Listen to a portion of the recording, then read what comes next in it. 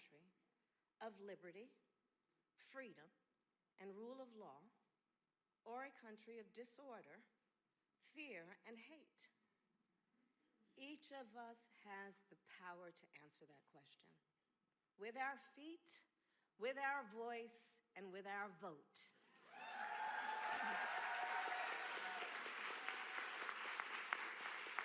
So let us continue to fight for our freedoms. And as we know from our history, when we fight, we win. There we are.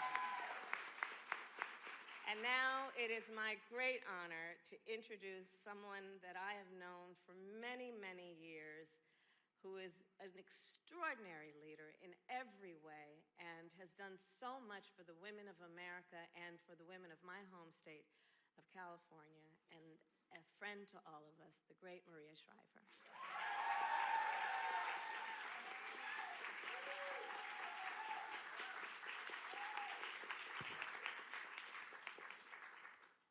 Thank you, Madam Vice President. As she just told me, that stands for MVP. I like that. I like that. Mr. President, Dr. Biden, thank you so much for inviting me here today. And all of you.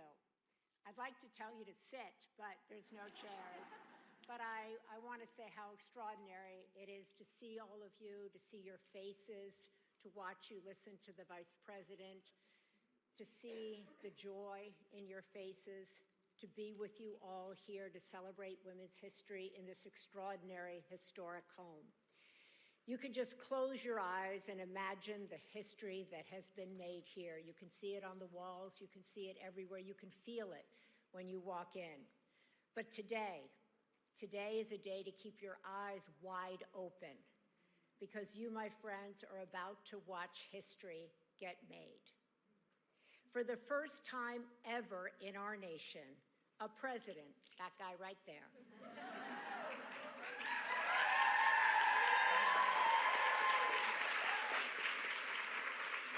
he is going to sign an executive order that will transform the way our federal government deals with women's health.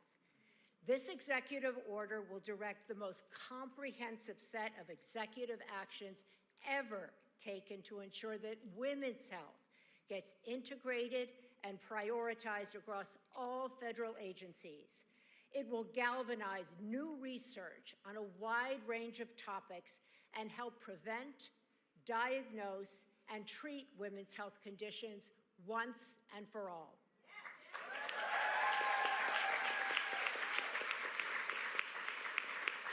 I also wager, and I'm not even a betting woman, but I'll bet today, that this is the first time a president of the United States has ever signed an executive order that mentions the words menopause and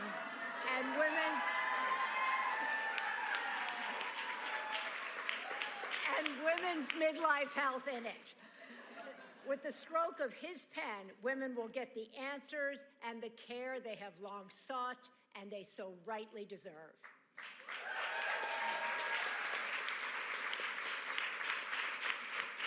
In the time since I first sat in the First Lady's office last April talking about the need for a new, comprehensive plan around women's health research, this White House, Jen Klein, Dr. Mazuri, Secretary Becerra, the entire White House, women of all ages, races, religions, and all political backgrounds, they came together and they have transformed, they have coordinated a revolution that will transform care for the 165 million American women in this country, women of all ages, all races, all ethnicities, and all political backgrounds.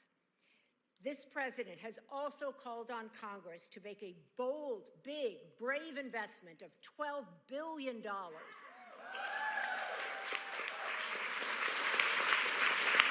Think about that.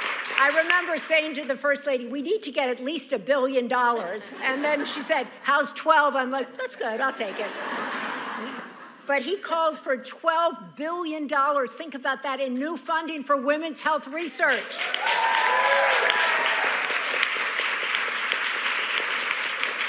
This is an extraordinary example of government working quickly and working for those who have left behind. Dr. Biden, you deserve to stand so proud in this moment. It's true.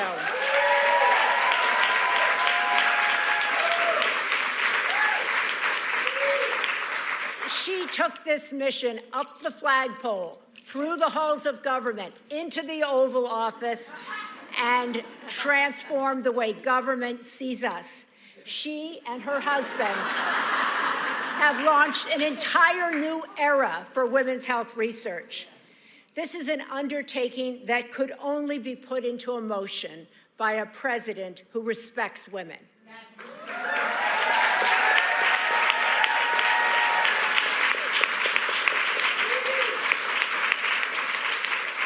By a man who sees women, who understands women, and who wants the best for women, who wants us all to achieve our highest potential. Not too long ago, I was asked, Maria, why do we need women's health research? Why does this matter? I was like, let me tell you. It matters because women do not, nor do their doctors, have the necessary research or data to make informed decisions. It matters because women are sicker than they have ever been, and no one knows why. It matters because women make up 2/3 of those with Alzheimer's, and no one knows why that is. We make up 80% of those with autoimmune diseases, the majority of those with MS. No one knows why that is. Black and brown women are more likely to develop endometriosis and face pregnancy-related complications, and we don't have the research to tell them what to do about it. This matters because when women ask questions, they can't get answers because the majority of the research that's been done in this country has only been done on men. Most of the medications women take have only been tested on men. That's not right, that's not just, and it's going to change.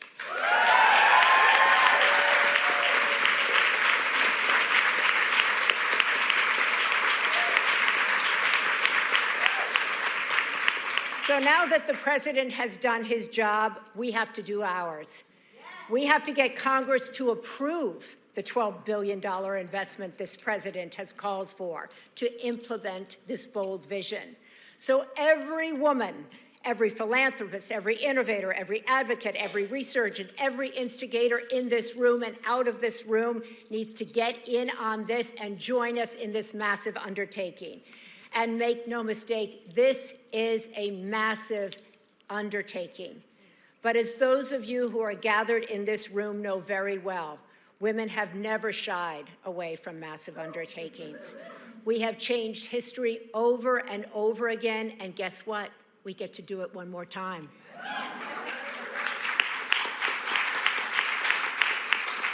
You know, today when I walked in here with my son Christopher and my brothers Timmy and Mark is the one that got me in the door, so I have to thank him. I couldn't help but think of our mother, Eunice Kennedy Shriver. Our mother spent a lot of time in this house pressuring her brother, President John F. Kennedy, to make changes for families who had children with intellectual disabilities. She pressured him to understand that it mattered whether they were included in research and whether they were included in all areas of life. She got to change history because he listened. She was a force of nature, but she was also a woman who struggled her entire life and our entire lives with her health. She had stomach issues, she had gut issues, she had sleep issues, and every doctor she went to, and she traveled all over this country visiting doctors, trying to get help, trying to get answers. She couldn't get any answers because they told her, we don't have any answers for you. Everywhere she went, they told her to relax. They told her that maybe she was under stress, that maybe it was in her head. That didn't go over well. They gave her medications that made it so she couldn't sleep, that she couldn't eat. She ended up in a cycle that so many women find themselves in. Instead of getting better, she just kept getting worse. Her needs were dismissed time and time again, and she was the sister of the President of the United States. So imagine what it's like for millions of women who have no connections, who have no help, who can't even get time off for work to visit a doctor. The research and answers and the hope they need will now be on the way because of this man. Imagine how long this has taken for us to get to this moment. Imagine what it has taken for us to bring about this transformative change. Women of America, this is our moonshot. I call it the Minerva Challenge. It's way bigger than any one of us standing here or any one of us listening out in the country. We need to come together to bring this $12 billion home. If we want our children, our sisters, our mothers, and our grandmothers to be able to hold the world upon their shoulders, which they are already doing, we owe them our best efforts, and we owe them the best research that we can. So let's come together and do this for every single woman who has felt her health concerns have been dismissed, for every single woman who has been told to relax, for every single woman who has been told this is in your head. You don't feel what you tell me you feel. God forbid. Today we join forces and we begin anew. We begin together. With this moonshot and by working together, we can finally signal to women of all ages that at long last, we really do love them and value them to the moon and back. Now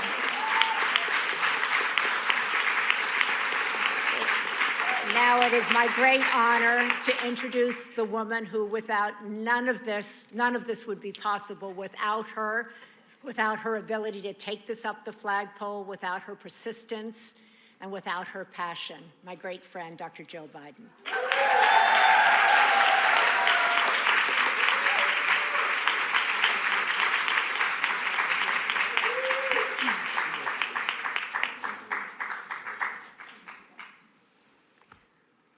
Quote, "If you don't have an idea that materializes and changes a person's life, then what have you got? You have talk, research, telephone calls, meetings, but you don't have a change in the community." End quote. Eunice Kennedy Shriver.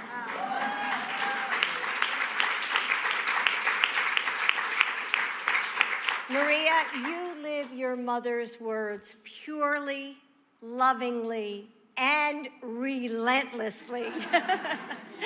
Thank you for your life's work and for being an amazing partner in this effort. Thank you.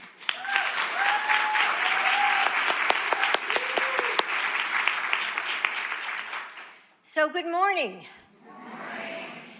In the early 1970s, researchers in the United States studied estrogen's effect in preventing heart attacks. You see, it was observed that women who had gone through menopause, therefore who had lower levels of estrogen, were likely to have heart attacks. So a study was conducted asking whether estrogen prevents heart attacks. 8,341 people were selected for that study. All of them were men. This is how things were done.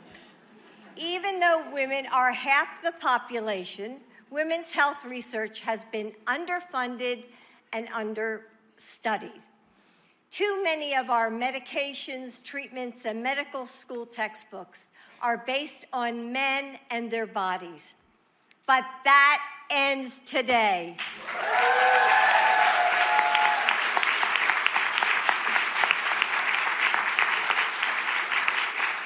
Finally, women will get the health care we deserve.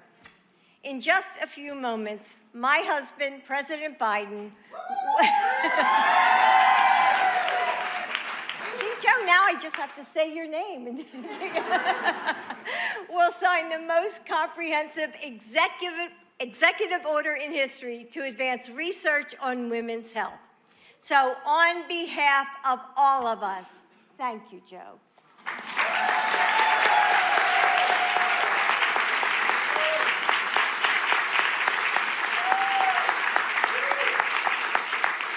ask any woman in America about her health care, she probably has a story to tell.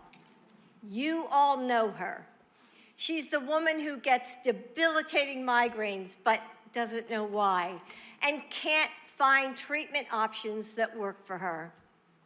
She's the woman going through menopause who visits her doctor and leaves with more questions than answers, even though half the country will go through menopause at some point in their lives.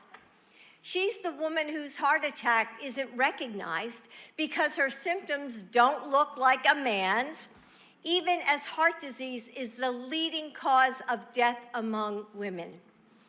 So many of us and so many of the women in our lives suffer from health conditions for which we simply don't have the answers or the solutions. Think about it. You might have the best doctors or the best insurance, but when it comes to Alzheimer's, endometriosis, thank you. And I'm an English teacher. IBS, or disruptive menopausal systems. Is that enough? No.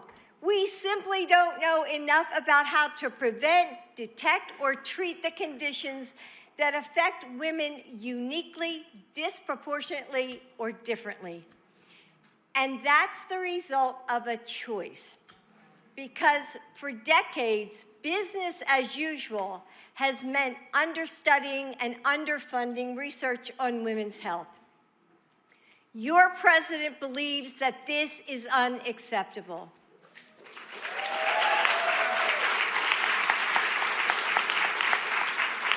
When Maria brought this issue to me and Joe less than a year ago, he knew it could make a real difference. And that's what Joe does best. He takes action and quickly. Joe is the first president to make investing in women's health, research, investing in your health, in our health, a top priority for the White House.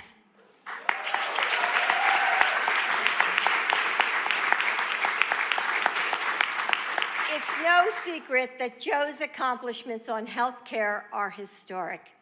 You heard about his successes already. Reducing health care premiums and prescription drug costs, protecting millions of patients from surprise medical bills and junk fees, and getting more Americans covered by insurance. But it's important that you know what Joe is doing through this White House initiative on women's health research is different and without precedent. He is investing resources and actually understanding the scientific basis of women's health conditions, which will allow researchers, doctors, and industry to find new ways to prevent, detect, and treat women's health.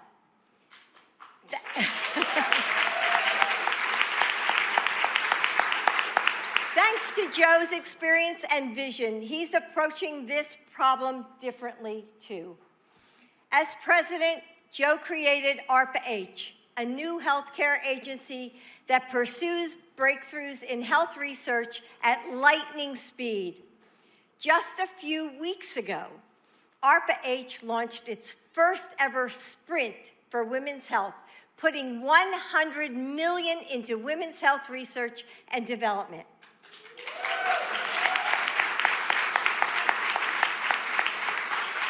And during his State of the Union address, Joe called on Congress to invest $12 billion into women's health research, giving researchers the funding needed to make the kinds of discoveries that will change everything.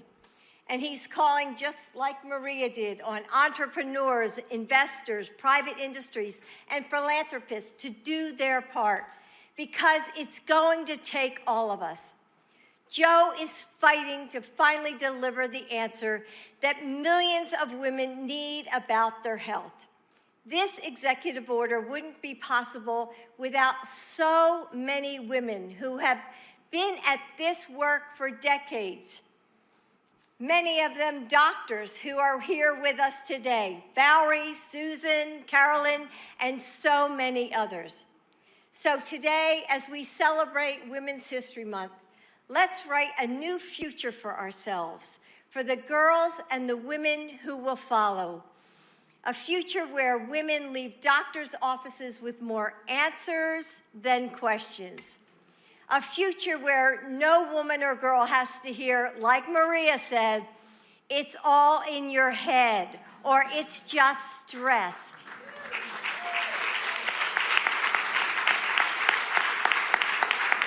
A future where women aren't just an afterthought in a world designed for men, but the first thought in a world designed for everyone.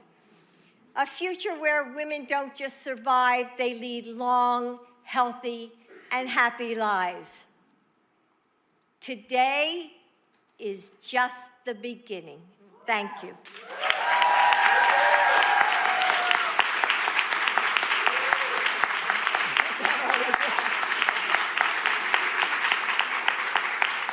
And now it is my honor to introduce a person who is helping make the future a reality. My husband, the President of the United States, Joe Biden.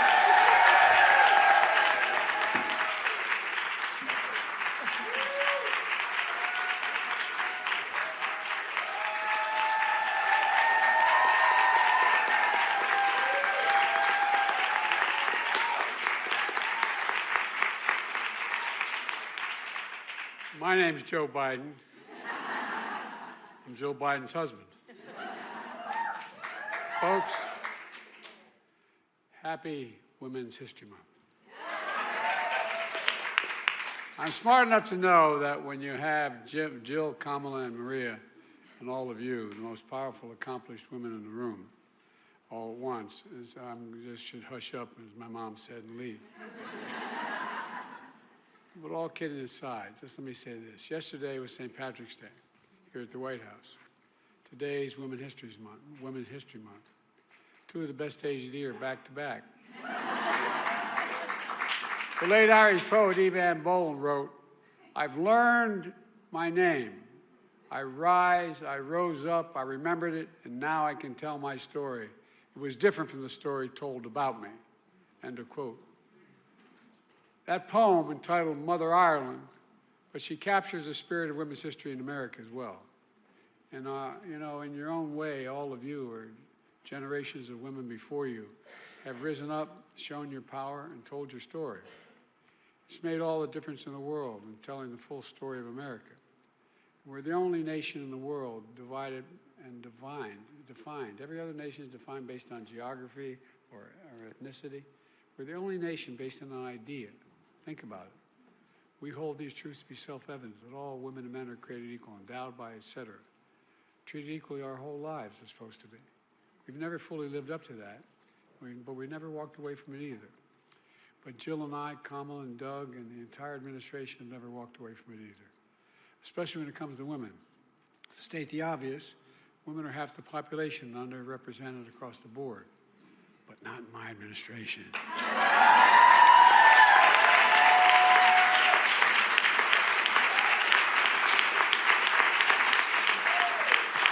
State the truth, all the women in our family are brighter than all the men, so it's not a hard decision. We're proud to have an administration that looks like America, with more women serving in senior positions than any time in American history. Our historic vice president, who's doing an incredible job. The cabinet and staff at every level across the administration, including military women, have gotten confirmed for 2 4-star generals to lead combat commands. The second and third women in history to do so, as well as the first woman ever to be on the Joint Chiefs of Staff. It matters. Together we put the first black woman on the United States Supreme Court.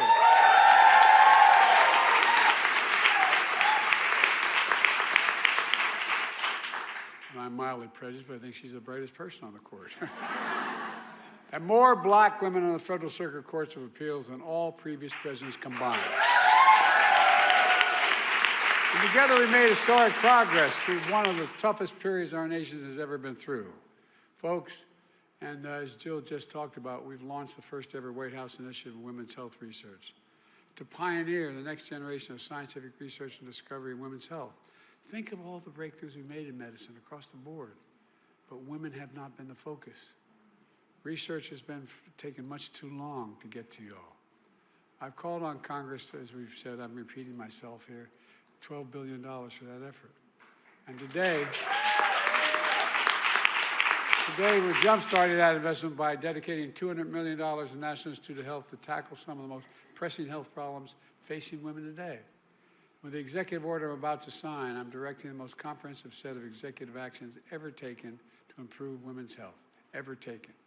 And I'm going to ensure that women's health is integrated and prioritized across the entire federal government. It's not just in women's health, not just at NIH, the National Science Foundation, the Defense Department, the Environmental Protection Agency. I mean, across the board, this is really serious. And I will spearhead new research and innovation for breakthroughs in a wide range of women's health needs and that they experience throughout you experience throughout your lives. Because it really matters. It matters. Because we're focused on supporting women together, our administration has turned around the economy. Because we focused on women, by the way. Focused on women. We've achieved the lowest unemployment rate for women in 70 years. More women, especially mothers, in the workforce than ever before. The narrowest gender gap on record, but so much more to do, so much more to do. Historic investments of over 225,000 child care centers, 90% of which are owned by women and staffed by women, so families can take care of their children and get to work and improve the economy. 60% increase in loans to small businesses owned by women, totaling $5.1 billion. We're just getting started. Through my American Rescue Plan and the child tax credit, we cut child poverty nearly in half. That's a fact. Which I might add, when my Republican friends tell me we're spending a lot of money, it's saving billions of dollars.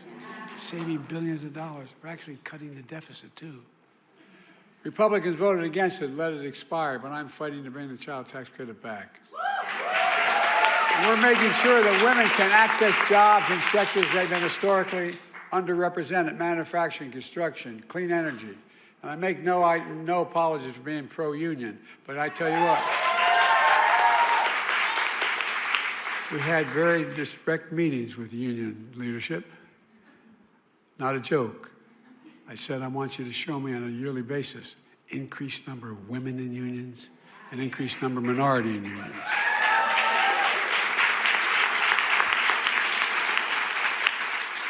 All kidding aside, there's not a damn thing a man can do that a woman can't do. To state the obvious, if you want to have the strongest economy in the world, you can't leave half the workforce behind. As we advance women's economic empowerment, we're also ensuring their physical security. With the help of so many of you, we've brought the total of Investment Against Violence Against Women Act, which I proudly spent 6 years getting passed and wrote, as my daughter said, with my own paw. We proudly wrote, we've provided $700 million in 2023, most ever, funding for everything from community groups focused on prevention, establishing the first ever hotline on abuse, holding predators accountable, etc. It matters a lot.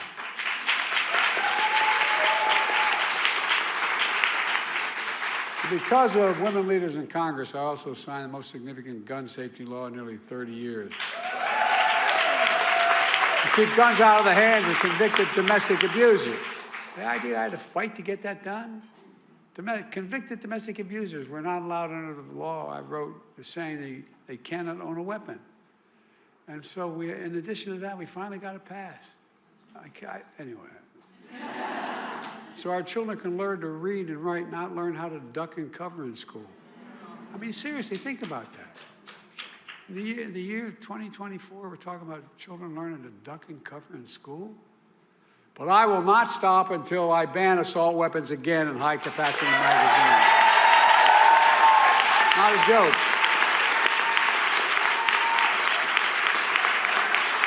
That doesn't abuse the Second Amendment. You've never been able to have any weapon.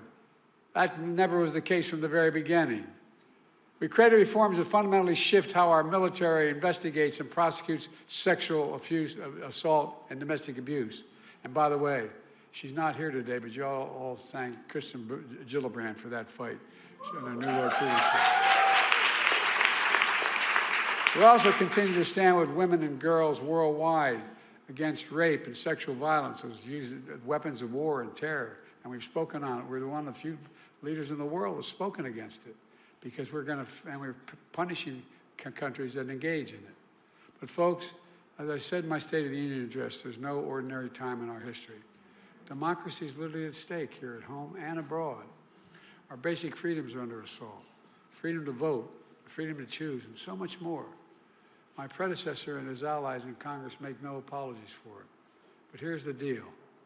It's a decision to overturn Roe v. Wade. The Supreme Court wrote, quote, "Women are not without electoral and/or political power." No kidding.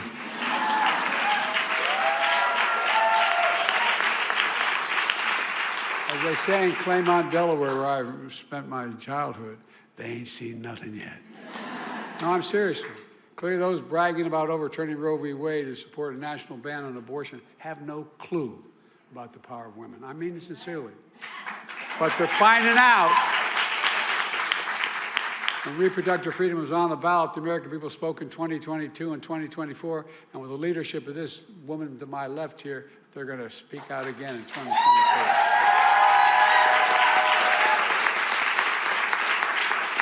When you send me a Democratic Congress that supports reproductive freedom, I promise you, we will restore Roe v. Wade again as the law of the land.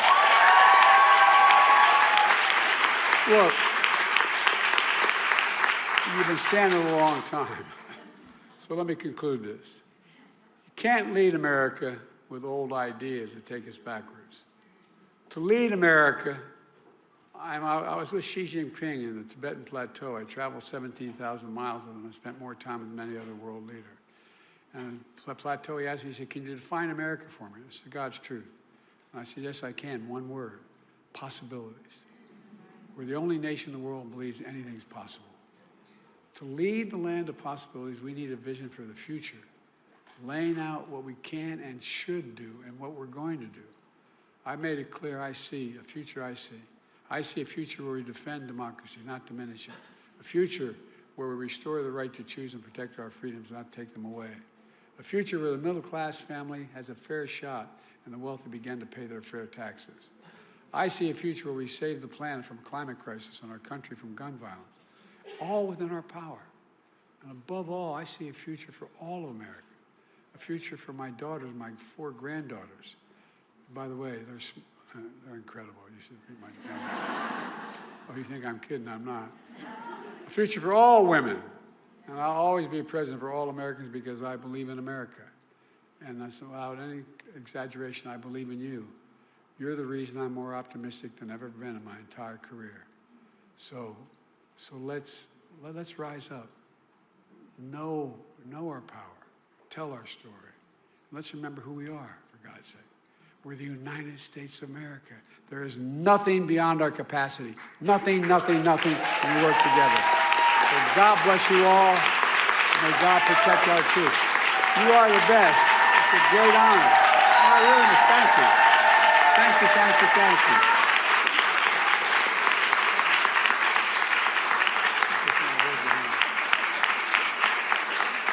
I like to embarrass her and hold her hand in public. I'm going to sign this executive order now.